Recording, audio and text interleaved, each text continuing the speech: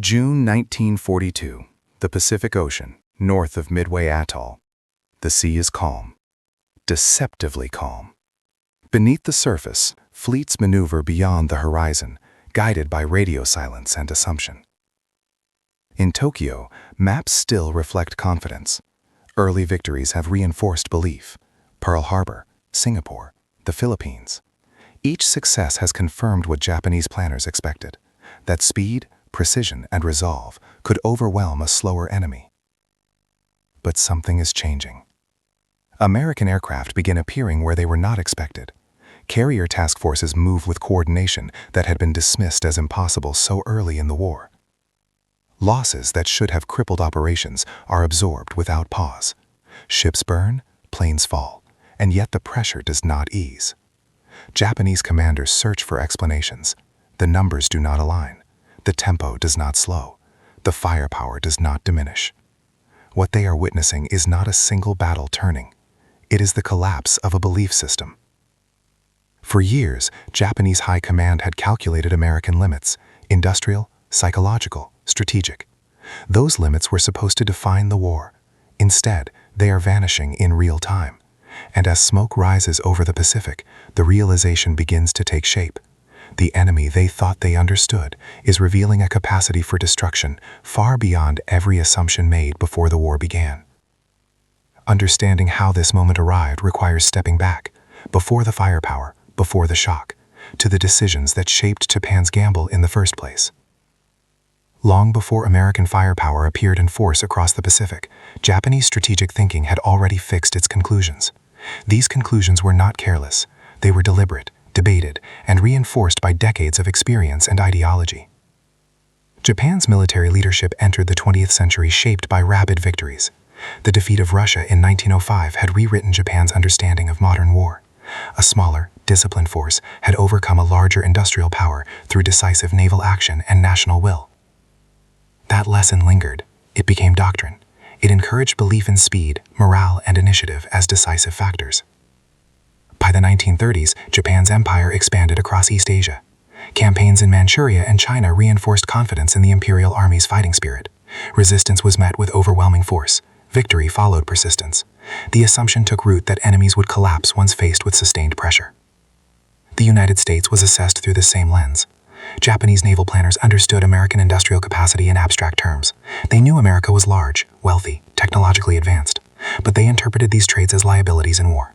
A civilian society, they believed, would lack patience for prolonged sacrifice. A democracy, divided by politics and distance from Asia, would hesitate once costs mounted.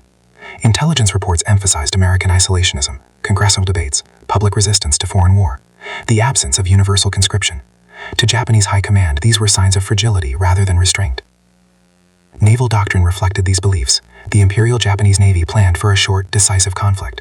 American fleets advancing west would be attrited through submarine attacks and airstrikes, then destroyed in a single climactic battle. This concept, the decisive battle doctrine, assumed that American losses would be unacceptable long before industrial strength could be fully mobilized. Pearl Harbor was designed to accelerate this outcome. By crippling the U.S. Pacific Fleet in one blow, Japan hoped to shock American leadership into negotiation. Time was the enemy. Speed was the solution. Early success appeared to validate everything. Within months, Japanese forces seized territory at a pace few believed possible. Hong Kong fell, Singapore collapsed, the Philippines were overrun, Allied resistance crumbled across Southeast Asia, American losses mounted, the Pacific seemed suddenly vast and uncontested. Inside Japanese high command, confidence hardened into certainty. The assumptions made before the war now felt proven by events. America, it seemed, had been caught unprepared. Its response was scattered, its fleets damaged, its forces pushed back. What these early victories concealed was a critical misreading. Japan had measured American strength at a single moment, December 1941, without accounting for what that strength could become once mobilized. The war Japan planned was finite. The war America would fight was cumulative. That difference would not reveal itself immediately. It would surface gradually, through encounters where American firepower did not decline after losses, but increased. And the first signs of that transformation were already emerging, just beyond the horizon of Japan's early triumphs. While Japanese leadership evaluated America through ideology and precedent, a different reality was taking shape far from the Pacific battlefield. It did not announce itself with speeches or fleets. It emerged through production schedules, shipyard expansions, and training pipelines stretching across an entire continent. The United States did not enter the war improvising. By 1940, American planners had already begun restructuring industry for large-scale conflict. Aircraft manufacturers expanded facilities inland beyond the reach of attack. Shipyards along both coasts standardized designs to accelerate output. Supply chains were simplified, not for elegance, but for speed and repetition. Japanese intelligence tracked some of these developments but misjudged their implications. Production figures were treated as theoretical ceilings rather than operational realities. The assumption persisted that time would constrain America, that even if output increased, it would arrive too late to matter. This assumption ignored scale. American naval doctrine had quietly evolved during the interwar years. Carrier aviation, once experimental, was integrated into fleet operations. Training never sized coordination over heroism. Losses were expected and planned for. Replacement pilots and aircraft were treated as a continuous flow, not a finite reserve. In contrast, Japanese doctrine prized qualitative superiority. Pilots were elite, highly trained, and irreplaceable. Aircraft designs emphasized performance over ease of manufacture. Early success masked a dangerous imbalance. Japan could win battles, but it could not easily replace what those battles consumed. The contrast became visible in logistics. American forces built redundancy into every layer. Fuel, ammunition, spare parts, and food moved in volumes that exceeded immediate need. Japanese supply lines stretched across vast distances, relied on speed and control rather than depth. Once disrupted, recovery was slow. Geography amplified this disparity. American industry operated beyond enemy reach. Japanese production remained vulnerable to blockade and attrition. Each American ship lost could be replaced. Each Japanese loss reduced future capability. Yet in early 1942, these realities remained largely invisible to Japanese command. The war still appeared manageable. The decisive battle lay ahead. American resistance, though growing, had not yet invalidated the original plan. That illusion would not survive contact with sustained American firepower. The moment of realization would come not from a single strike, but from repetition. Losses followed by renewed pressure, defeat met by escalation rather than retreat. And as Japanese commanders prepared for what they believed would be the war's decisive confrontation, they were about to encounter an enemy whose strength no longer diminished with time, but expanded. Angle 1. The psychology of Japanese high command. Japanese senior leadership entered the war with confidence shaped by culture and precedent. War was viewed as a test of spirit as much as material. Endurance, sacrifice, and willingness to accept loss were believed to outweigh industrial scale. This belief was not abstract. It had been reinforced by earlier conflicts in which morale appeared decisive. American society was therefore interpreted as brittle. Japanese planners believed that civilian casualties, naval losses, and prolonged hardship would fracture political unity. They expected pressure to produce negotiation long before total mobilization could occur. What unsettled Japanese command was how quickly this assumption began to fail. American losses did not reduce commitment, it intensifies it. Rather than discouraging production, casualties accelerate output. Rather than weakening morale, attacks unify it. This reaction contradicted the framework through which Japanese leadership understood war. Angle 2. Carrier warfare rewrites expectations. The Pacific War evolved into a carrier conflict faster than Japanese planners anticipated. Battles were no longer decided by surface engagements alone. Carrier aviation projected firepower across hundreds of miles, compressing time and space. At Coral Sea in mid-1942, Japan achieved tactical success but failed to destroy American carriers. More importantly, American losses did not remove those carriers from the war. Damaged ships were repaired, crews replaced, operations resumed. Japanese commanders noted this with concern. Attrition was expected to thin American strength. Instead, American task forces returned repeatedly. Angle 3. Firepower without exhaustion. American firepower did not peak early, it increased. Each engagement brought heavier airstrikes, Denser anti-aircraft fire, and more coordinated naval support. American pilots flew in depth. Losses were anticipated and absorbed. Japanese pilots, elite and experienced, were irreplaceable. Every loss reduced future effectiveness. The imbalance was subtle at first, but cumulative. Japanese commanders began to sense that they were fighting an enemy whose strength was not being depleted by combat, but revealed by it. And as these patterns converged, the war approached a moment where assumptions would collide with reality in a way that could no longer be rationalized away. For Japanese commanders, the most disturbing revelation was not American courage or tactics, it was visibility of scale. By mid-1942, American firepower was no longer abstract. It appeared in numbers that exceeded projections. Aircraft arrived in squadrons, not flights. Warships operated in layered formations, protected by overlapping air cover and anti-aircraft fire. Each American task force seemed self-sustaining. Losses did not pause operations. They were absorbed mid-campaign. Japanese planners had expected American production to matter later. Instead, it was already shaping engagements. Firepower was no longer tied to individual platforms. It was systemic. Angle 5. Intelligence failure and assumption collapse. Japanese intelligence struggled to update its assessments. Early conclusions hardened into doctrine. When evidence contradicted expectations, explanations focused on temporary anomalies rather than structural change. Midway forced reconsideration, but even then, Japanese command underestimated the speed of American recovery. Carrier losses were treated as setbacks for the United States. They were in reality accelerants for adaptation. This delay in reassessment cost Japan strategic flexibility. Angle 6. Firepower as psychological pressure. American firepower applied pressure beyond physical destruction. Continuous operations denied rest. Air superiority restricted movement. Naval gunfire and bombing eroded defensive confidence. Japanese commanders observed a shift among their own forces. Units became cautious, risk-taking diminished, initiative narrowed. Firepower reshaped behavior before it destroyed positions. By late 1942, Japanese leadership faced an uncomfortable truth. The war they had planned, a brief, decisive conflict, had transformed into a prolonged struggle against an enemy whose capacity increased with time. That realization would crystallize during the battles that followed, when firepower ceased to be a surprise and became an inescapable constant. The moment when Japanese assumptions began to collapse irreversibly arrived in June 1942, at a point on the map that had never been central to Japanese planning before, Midway Atoll. Until then, the Imperial Japanese Navy believed it still controlled the pace of the war. Midway was conceived as a trap. American carriers would rush to defend the atoll. Japanese forces, superior in experience and numbers, would destroy them in a single decisive engagement. The doctrine of the climactic battle would finally be fulfilled. What unfolded instead exposed the fragility of that doctrine. American carrier groups arrived not as isolated formations, but as coordinated task forces operating under centralized command. Intelligence failures on the Japanese side meant that American carriers were not where they were expected to be. When U.S. aircraft struck, they did so in waves, uncoordinated at first, costly but relentless. Japanese commanders watched as their most powerful carriers were hit within minutes. Aircraft burned on flight decks. Fuel and munitions detonated. Control was lost not because of inferior courage, but because the margin for error had vanished. By the end of the day, 4 Japanese fleet carriers were destroyed. Losses among experienced air crews were irreplaceable. What stunned Japanese high command was not merely the loss itself, but the asymmetry that followed. American losses were severe, yet operations did not halt. Replacement aircraft arrived. Damaged carriers were repaired and returned to service. Training pipelines continued feeding the front. Midway revealed a truth Japanese planners had resisted. American firepower was not concentrated in individual ships. It was distributed across an industrial system designed to sustain combat indefinitely. The decisive battle had occurred, but it had not ended the war. Instead, it marked the point where Japanese strategic assumptions ceased to function. And as the Pacific War moved south toward the Solomon Islands, the consequences of that realization would intensify, transforming shock into sustained pressure that no single victory could undo. After Midway, Japanese high command faced a strategic environment it had never planned for. The decisive battle had occurred, and yet nothing had been decided. The American fleet, damaged but intact, did not retreat into caution. It advanced. That advance took form in August 1942, when U.S. Marines landed on Guadalcanal. From a Japanese perspective, the move was deeply unsettling. The island was far from American bases. Supply mines stretched across thousands of miles of ocean. According to pre-war assumptions, such an operation should have been unsustainable. Instead, it became continuous. What followed was not a single battle, but months of relentless engagement. Naval clashes erupted repeatedly. Air battles occurred daily. Each side suffered heavy losses, yet the pattern was unmistakable. American firepower did not diminish with time. It intensified. Japanese commanders committed forces piecemeal, attempting to regain the initiative.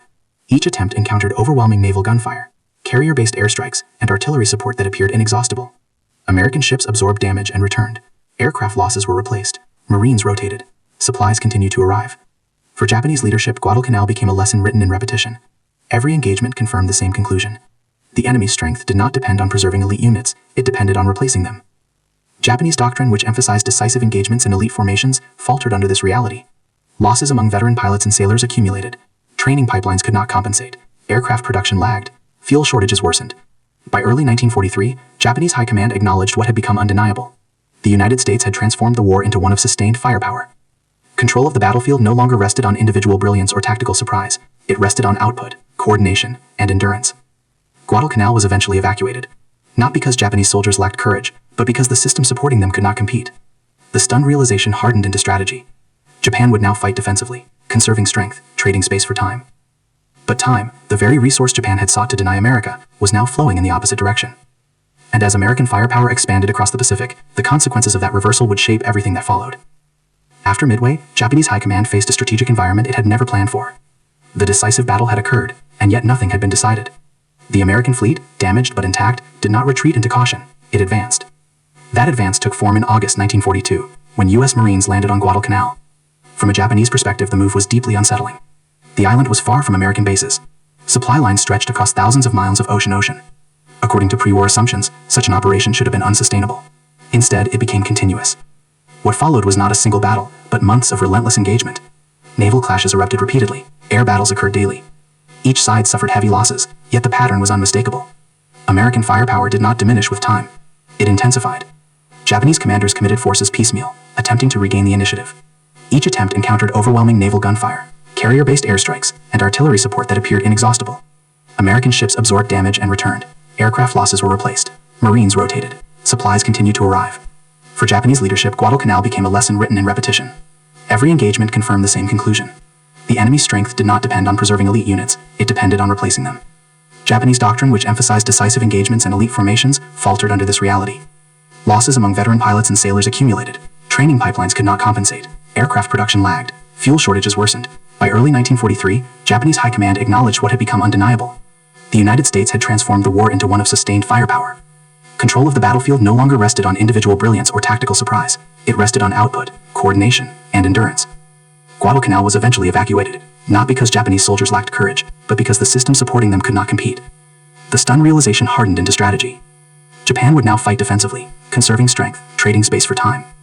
But time, the very resource Japan had sought to deny America, was now flowing in the opposite direction. And as American firepower expanded across the Pacific, the consequences of that reversal would shape everything that followed. After Midway, Japanese High Command faced a strategic environment it had never planned for. The decisive battle had occurred, and yet nothing had been decided. The American fleet, damaged but intact, did not retreat into caution. It advanced. That advance took form in August 1942, when U.S. Marines landed on Guadalcanal. From a Japanese perspective, the move was deeply unsettling. The island was far from American bases. Supply lines stretched across thousands of miles of ocean. According to pre-war assumptions, such an operation should have been unsustainable. Instead, it became continuous. What followed was not a single battle, but months of relentless engagement. Naval clashes erupted repeatedly. Air battles occurred daily. Each side suffered heavy losses, yet the pattern was unmistakable. American firepower did not diminish with time. It intensified. Japanese commanders committed forces piecemeal, attempting to regain the initiative. Each attempt encountered overwhelming naval gunfire, carrier-based airstrikes, and artillery support that veered inexhaustible. American ships absorbed damage and returned. Aircraft losses were replaced. Marines rotated. Supplies continued to arrive. For Japanese leadership, Guadalcanal became a lesson written in repetition. Every engagement confirmed the same conclusion. The enemy's strength did not depend on preserving elite units, it depended on replacing them. Japanese doctrine, which emphasized decisive engagements and elite formations, faltered under this reality. Losses among veteran pilots and sailors accumulated. Training pipelines could not compensate. Aircraft production lagged. Fuel shortages worsened. By early 1943, Japanese High Command acknowledged what had become undeniable. The United States had transformed the war into one of sustained firepower. Control of the battlefield no longer rested on individual brilliance or tactical surprise. It rested on output, coordination, and endurance. Guadalcanal was eventually evacuated, not because Japanese soldiers lacked courage, but because the system supporting them could not compete. The stunned realization hardened into strategy. Japan would now fight defensively, conserving strength, trading space for time. But time, the very resource Japan had sought to deny America, was now flowing in the opposite direction. And as American firepower expanded across the Pacific, the consequences of that reversal would shape everything that followed. After Midway, the assumptions Japan had made about limits, American limits, had been wrong. That recognition would shape the final phase of the war, where strategy no longer sought victory, but survival under overwhelming force. By 1944, the stunned realization within Japanese High Command had hardened into acceptance. The war was no longer winnable by any conventional measure. The objective shifted from reversing defeat to managing its pace. American firepower now defined every engagement. Carrier groups operated in layers, protected by dense anti-aircraft screens and continuous air patrols. Amphibious landings were preceded by days of bombardment that reshaped terrain itself. Japanese positions were isolated, bypassed, or reduced at will. Resistance continued, but outcomes were increasingly predetermined. Japanese strategic documents reflected this reality. Assessments acknowledged that American industrial output could not be matched. Ship losses could not be replaced. Aircraft production lagged irreversibly. Fuel shortages constrained training and operations. Firepower shortages became systemic. Even acts of extraordinary sacrifice could not alter this imbalance. The introduction of desperate measures, such as kamikaze attacks, underscored the depth of the crisis. These tactics inflicted damage and delayed operations, but they did not reduce American capacity. Ships were repaired, fleets returned, pressure resumed.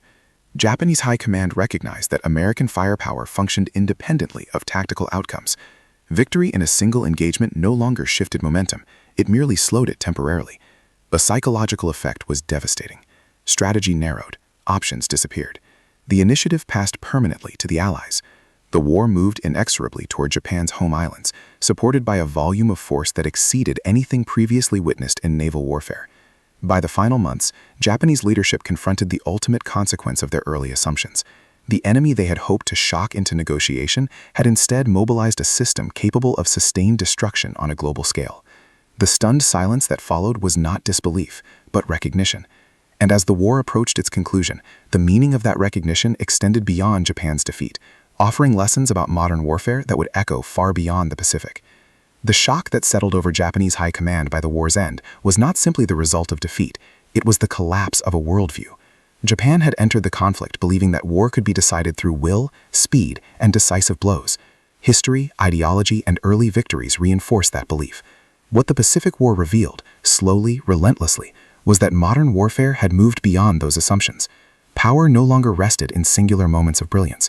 It rested in systems built to endure loss without faltering. American firepower was not extraordinary because of any single weapon. It was extraordinary because it never arrived alone. Each carrier strike was backed by production. Each loss was absorbed by training pipelines. Each campaign expanded rather than exhausted capacity. Firepower became a condition of the war, not a phase of it. Japanese leaders recognized this too late. They had planned a short conflict against an enemy they believed would tire. Instead, they awakened a system that converted time into strength. Every month extended the gap. Every battle confirmed the imbalance. The Pacific War demonstrated a fundamental shift in how wars are won. Courage remained essential. Skill still mattered. But neither could overcome an opponent whose industrial, logistical, and organizational depth transformed sacrifice into momentum. In the end, what stunned Japanese high command was not merely America's ability to strike, but its ability to continue striking, endlessly, predictably, and at scale. The assumptions that failed in the Pacific would shape military thinking for generations. Wars would no longer be decided by how fiercely a nation could fight in the opening moments, but by how completely it could sustain pressure over time.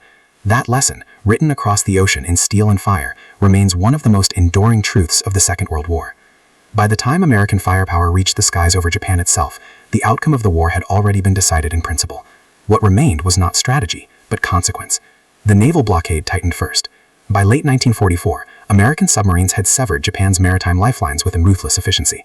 Oil tankers vanished from sea lines. Raw materials failed to arrive. Food shortages spread beyond military garrisons into civilian life.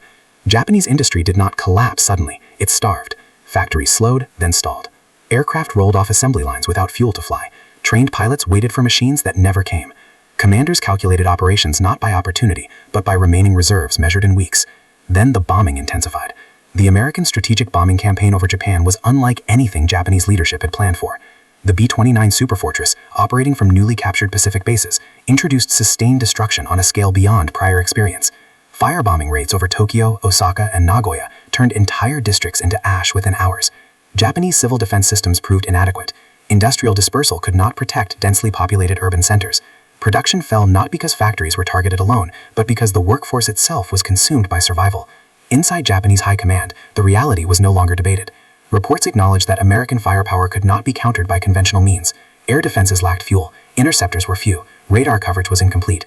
Each raid confirmed the same conclusion: resistance could delay, but not prevent destruction. Strategic meetings narrowed in scope. The language of victory disappeared, replaced by calculations of acceptable loss and national endurance.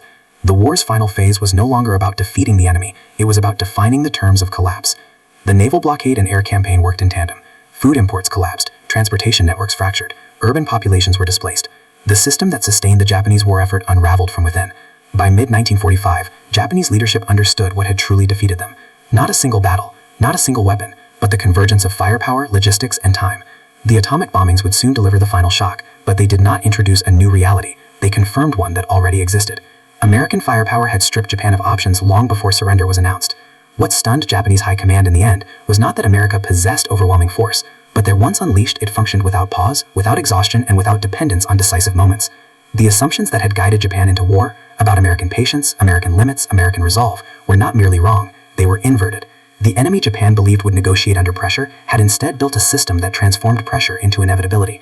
And in that inevitability, the Pacific War reached its conclusion, not as a sudden collapse, but as the final acknowledgement that modern war is decided not by how fiercely a nation strikes first, but by how completely it can continue to strike, long after others cannot. June 1942. The Pacific Ocean stretches endlessly beneath a pale sky.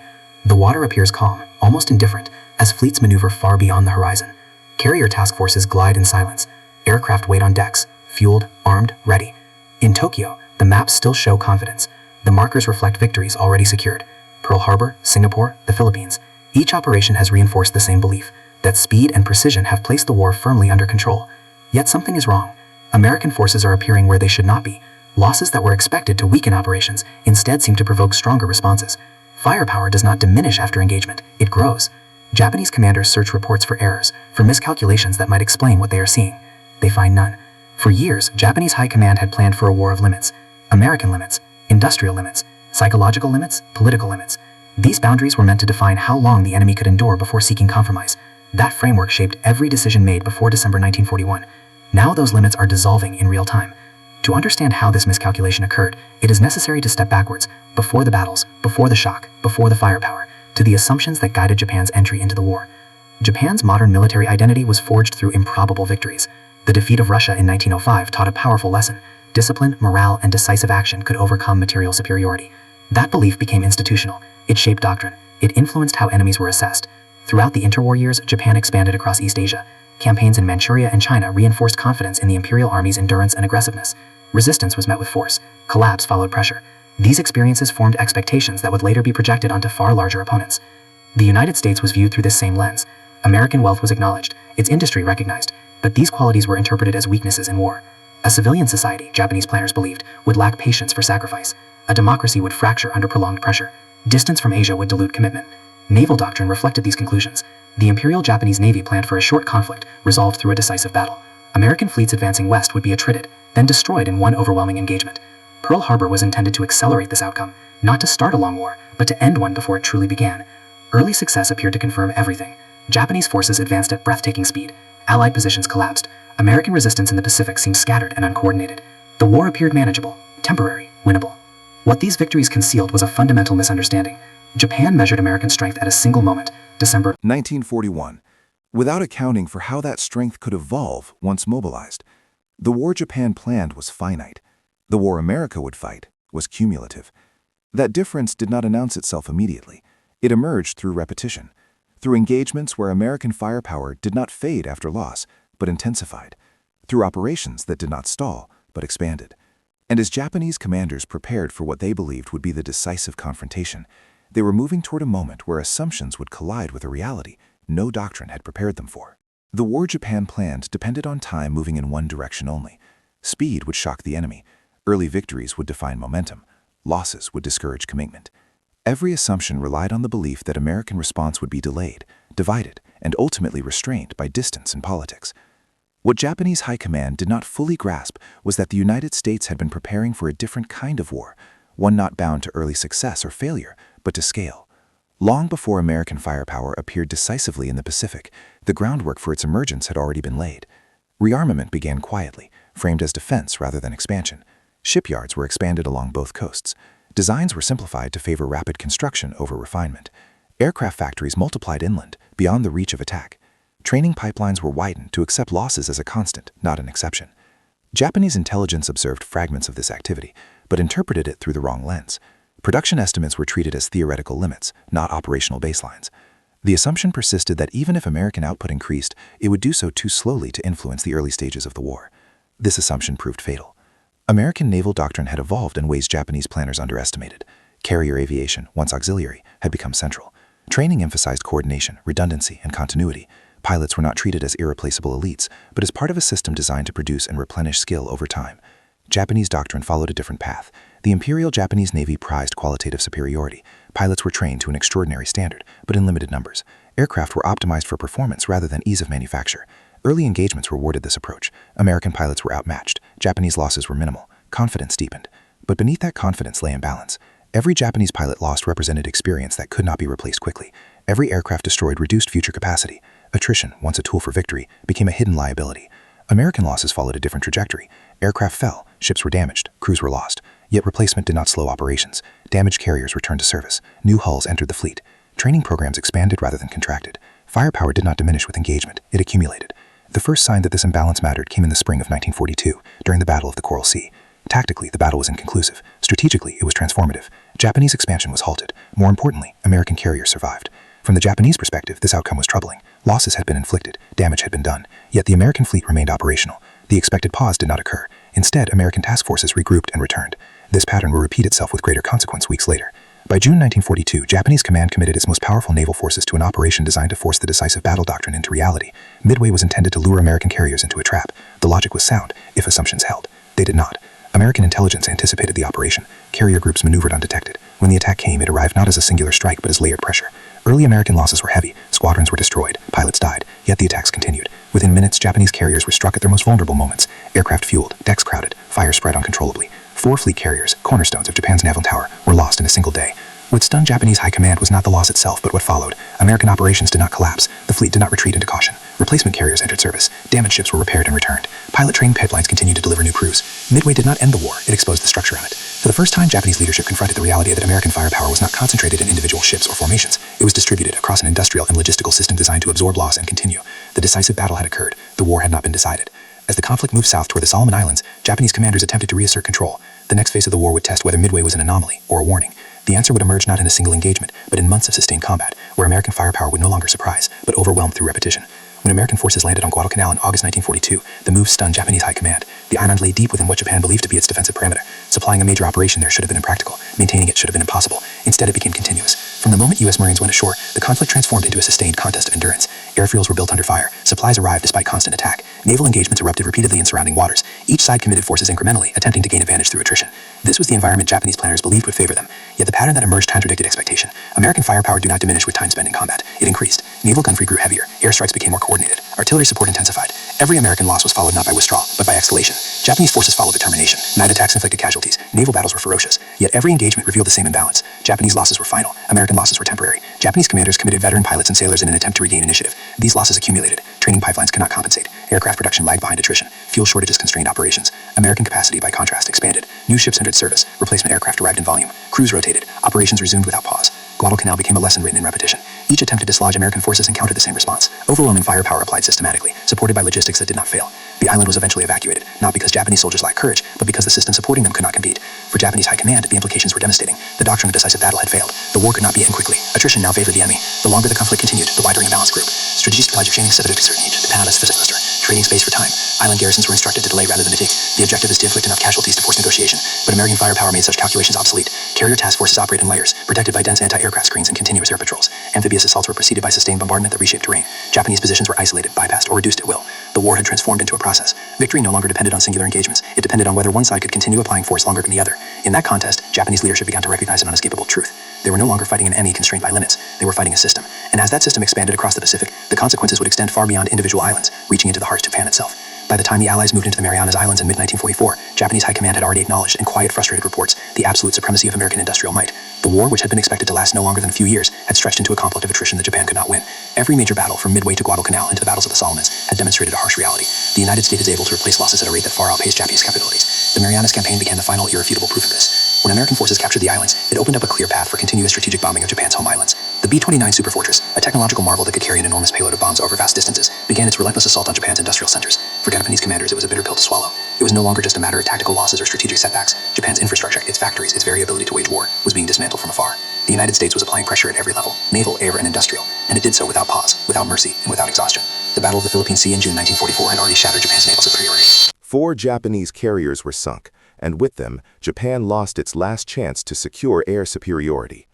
What followed was an unbroken series of defeats, culminating in the loss of Iwo Jima and Okinawa, 2 of Japan's most fiercely defended territories. As these losses mounted, the implications for Japanese strategy became unavoidable.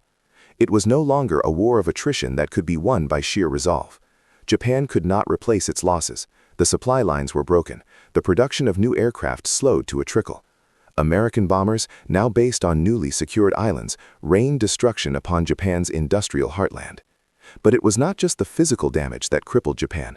The sheer scale of American firepower, its ability to replace losses and to sustain such a prolonged conflict, had a psychological effect that was equally devastating. Japanese high command, which had once believed that America's democratic civilian society would fracture under the weight of war, now understood that they had underestimated the very essence of American strength. The war had long ceased to be about tactical brilliance or the sudden loss of a fleet. It had become about sustained pressure, firepower that did not diminish.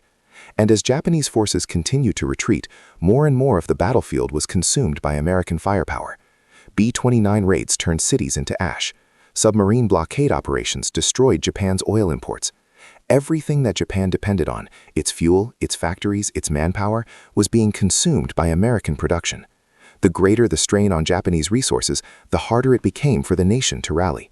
This shift in dynamics ultimately marked a turning point where the Japanese could no longer deny the industrial reality that had outpaced them at every level.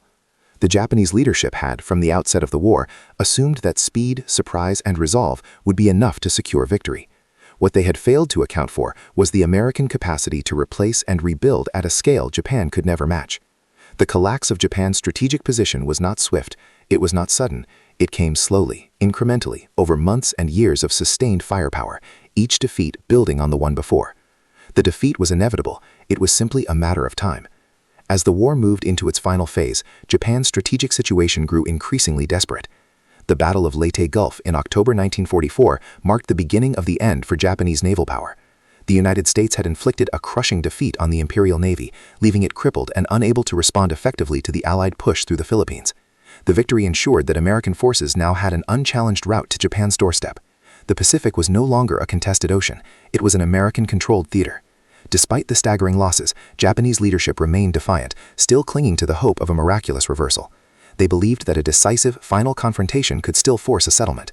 But as the final American offensives began in Iwo Jima and Okinawa, the full scale of Japanese industrial collapse became undeniable.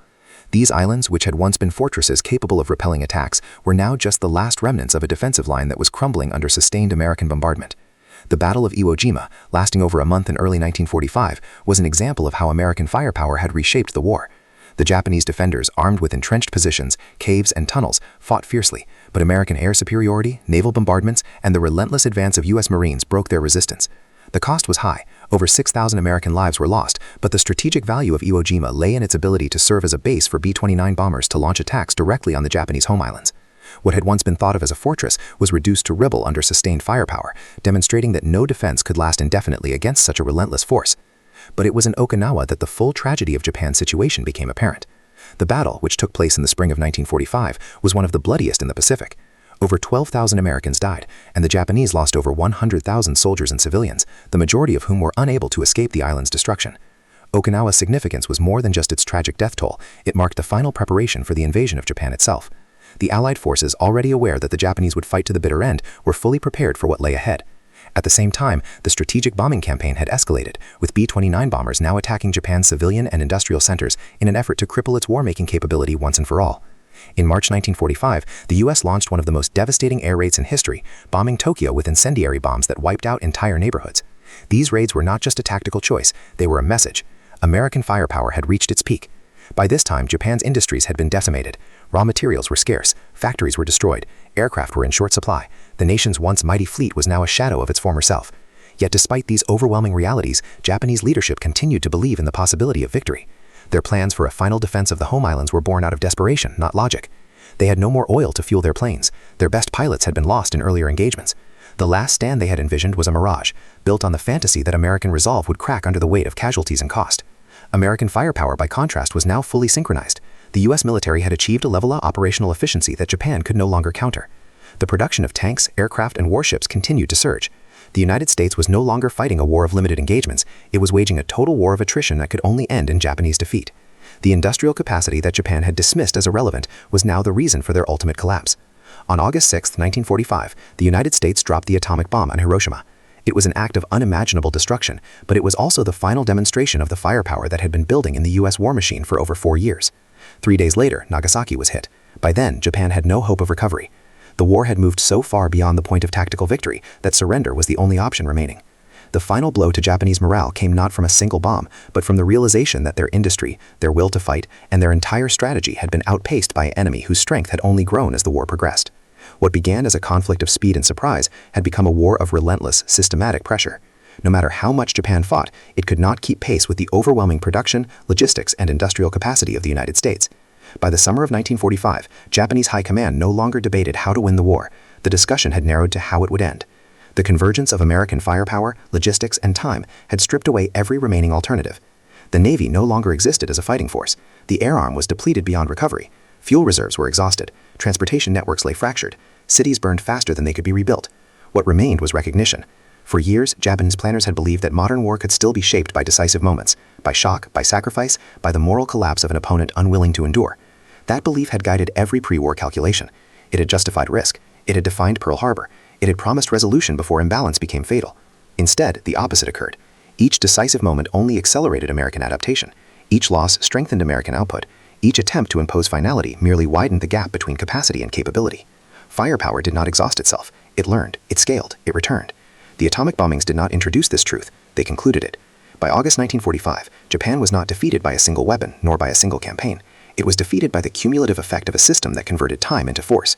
A system that could replace ships faster than they could be sunk, train pilots faster than they could be lost, move material across oceans as if distance itself had been neutralized. Inside Japanese leadership, the stunned silence that followed surrender was not disbelief. It was clarity. They had misjudged the nature of their enemy. The United States had not been slow to fight. It had been preparing to fight indefinitely. Its strength lay not in early brilliance, but in continuity, not in heroic sacrifice, but in organization, not in decisive blows, but in sustained pressure applied without pause. The Pacific War revealed a transformation in warfare that would define the modern era. Victory would no longer belong to those who struck first or hardest, but to those who could endure longest while expanding their capacity to strike again. That lesson came at an immense human cost. Entire cities were lost, millions were displaced. The price of miscalculation was measured not only in defeat, but in devastation. When the war ended, it did so not with triumph, but with exhaustion. One side emptied of options, the other still capable of continuing. Japanese high command had entered the war believing American firepower had limits. What they discovered, too late, was that once unleashed, it did not. And in that realization, the Second World War in the Pacific reached its final, irreversible conclusion.